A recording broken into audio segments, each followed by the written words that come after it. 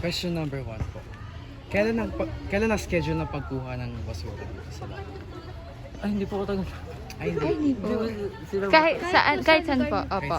Sa lugar po namin tuwing Thursday po. Tuwing first day. Yes po. Second question. Gaano kainit ang panahon sa araw na ito? Sobrang init po lalo kaninang alas 12.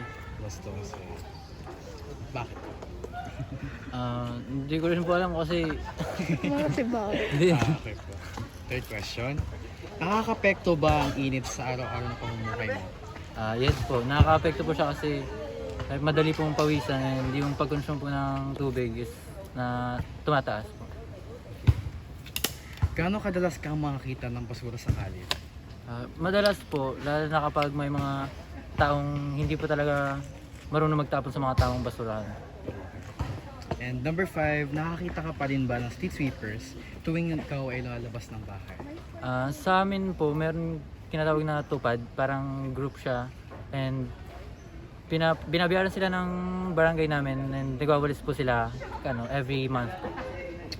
Thank you, sir. Thank you po.